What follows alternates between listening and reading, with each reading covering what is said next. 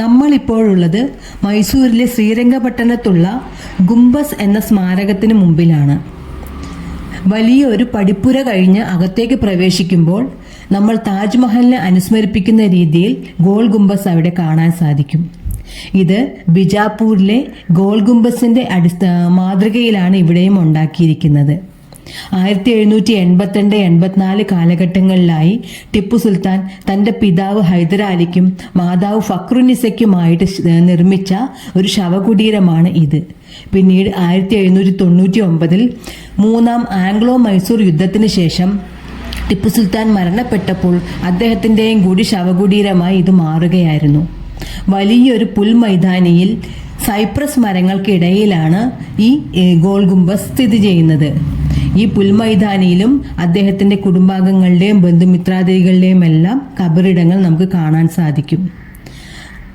പോകുന്ന വഴിയിൽ അന്ന് കാലത്ത് ഉപയോഗിച്ചിരുന്ന ഓഫീസ് കെട്ടിടങ്ങളും സമീപത്തായി ഒരു പള്ളിയും കാണാൻ സാധിക്കും. ഇതെല്ലാം അദ്ദേഹത്തിന്റെ നേതൃത്വത്തിൽ നിർമ്മിച്ചവയായിരുന്നു.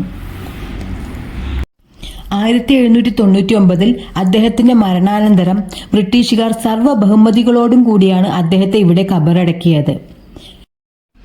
പുൽമൈതാനിയിൽ നിന്നും അല്പം ഉയർന്ന ഒരു തറയിലായാണ് ഗുംബസിന്റെ സ്ഥാനം. ചുറ്റുപാടുമായി അന്നത്തെ ഓഫീസ് കെട്ടിടങ്ങളും പള്ളിയും കാണാം. കറുത്ത ഗ്രാനൈറ്റിൽ തീർത്ത 36 തൂണുകളാണ് ഈ ഗുംബസിനെ താങ്ങി നിർത്തുന്നത്. മനോഹരമായ കൊത്തുപണികളോട് കൂടിയ ഈ ഗുംബസ് പേർഷ്യൻ ഇൻഡോ ഇസ്ലാമിക് ശൈലിയിലാണ് പണി കഴിപ്പിച്ചിരിക്കുന്നത്. താജ്മഹലിന്റെ നിർമ്മാണ രീതി പോലെ തന്നെ വൈറ്റ് മാർബിൾ ആണ് ഇവിടുത്തെ ചുമരുകൾക്കും ഉപയോഗിച്ചിരിക്കുന്നത്. ഈ മൗസോളിയത്തിന്റെ ചുറ്റുമായി ടിപ്പു സുൽത്താന്റെ ഭാര്യ, മക്കൾ, ബന്ധുമിത്രാദികൾ, ഗുരുക്കന്മാർ, സൈന്യത്തിലെ ഉന്നത ഉദ്യോഗസ്ഥർ എന്നിവരുടെ എല്ലാ ശവകുടീരങ്ങളും കാണാം. ഈ മൗസോളിയത്തിന്റെ വരാന്തയിൽ കാണുന്ന ഈ ഖബർ അദ്ദേഹത്തിന്റെ വളർത്തമ്മയായിട്ടുള്ള മദീന ബീഗത്തിൻ്റെതാണ്.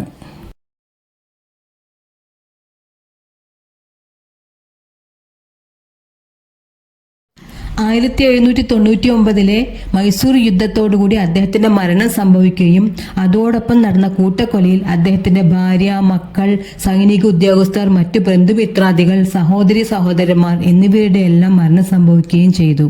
അവരുടെ എല്ലാം ഖബറിടങ്ങളാണ് ഈ മൈതാനത്തിന് ചുറ്റുമായി ഖബറടക്കിയിരിക്കുന്നത്. ഈ കാണുന്നത് അദ്ദേഹത്തിന്റെ പ്രിയ പത്നിയുടെയും അദ്ദേഹത്തിന്റെ സൈനിക മേധാവിയുടെയും ശവകുടീരങ്ങളാണ്.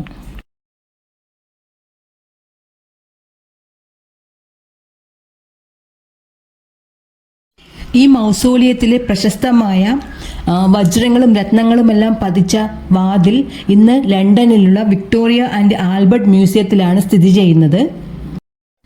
ഇപ്പോഴിവിടെയുള്ള ആനക്കൊമ്പും വെള്ളിയും ചേർത്ത് നിർമ്മിച്ച വാതിൽ 1855 ഡൽഹൌസി പ്രഭു ഗുംബസ് സന്ദർശിച്ചപ്പോൾ അദ്ദേഹം പ്രസന്റ് ചെയ്തതാണ്.